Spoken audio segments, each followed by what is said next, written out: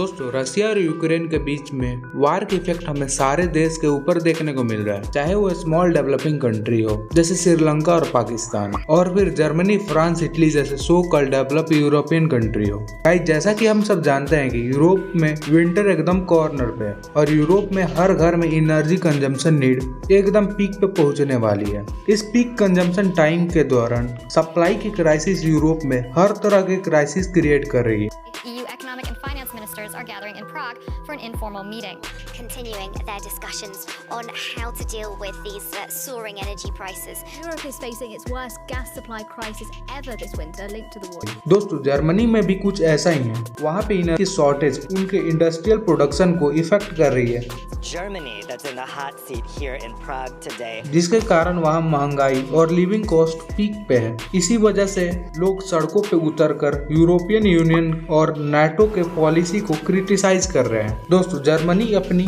55% gas और France 17% gas रसिया से import करता है। आज वहाँ के लोगों को भी ये रियलाइज हो रहा है कि ये पूरा मैस यूएसए के द्वारा क्रिएट किया गया। यूएस रसिया के साथ अपने इस वार में यूरोप को एक प्रॉक्सी की तरह यूज कर रहा है। उसी कॉज से उन्हें high cost of living, high inflation, natural gas shortage लोगों के लाइवलीहुड पे बहुत ज्यादा इफेक्ट कर रहा है। दोस्तों यूरोप के नेशन में जैसे फ्रांस, जर्मनी और पोलैंड में विंटर में जलाने के लिए वुड्स कलेक्ट कर रहे हैं। जर्मनी में वुड की डिमांड बढ़ने की वजह से बहुत ही तेजी से ट्री कट किए जा रहे हैं। यहाँ तक कि हंगरी में तो वुड्स की सप्लाई में बैन लगा दिया गया है। इसी की वजह से यूरोप में वुड प्राइसेस भी पीक पे है। दोस्तों रसिया अपने गैस की टैप्स को पहले ही यूरोप के लिए बंद कर चुका था, लेकिन सितंबर में एक न्यूज आई थी कि नॉर्ड स्ट्रीम पाइपलाइन जो बाल्टिक सी में है वो लीक हो रही है। यूरोप के कई देशों ने रसिया पे ये एलिगेशन लगाए थे कि यह काम रसिया का है और यह उसने जानबूझ के किया है, और रसिया का कहना था कि वह अपनी ही पाइपलाइन क्यों डिस्ट्रॉय करेगा। बट ऑल एविडेंस ये क्लियर कर रहे थे कि रसिया ऐसा कर नहीं सकता। एक्सपर्ट का मानना था कि यह काम यूएसए के द्वारा किया गया है।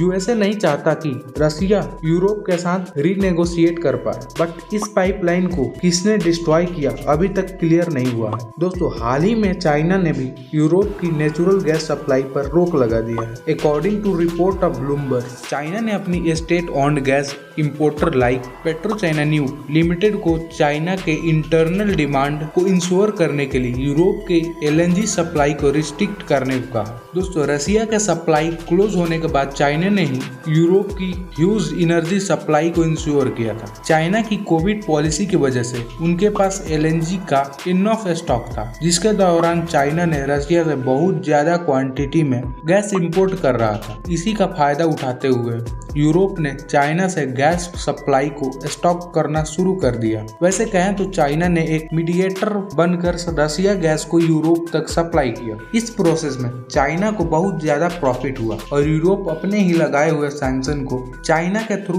बाईपास कर रहा है। लेकिन आज जब चाइना ने सप्लाई को रोक दिया है तो यूरोप एक बार फिर उसी क्राइसिस के मोड़ पे पहुंच चुका है। दोस्तों कतार ने भी यूरोप में आने वाले डिजास्टर के लिए वार्न किया है। कतार एक वर्ल्ड लार्जेस्ट एलएनजी एक्सपोर्टर है और उसने कहा है कि अगर यूरोप आने वाले विंटर खुद को डिस्ट्रॉय होते नहीं देखना चाहता तो उसे रसिया से अपनी गैस सप्लाई को रिज्यूम करना होगा एट एनी कॉस्ट। यूरोप में 112 मिलियन टन ऑफ गैस की नीड है, जो पूरे ग्लोब की सप्लाई का 1/3 पार्ट है। वर्ल्ड लार्जेस्ट एलएनजी एक्सपोर्टर कतार और यूएस भी यूरोप की इस ह्यूज डिमांड को फुलफिल नहीं कर सकते। दोस्तों इस वीडियो में इतना ही।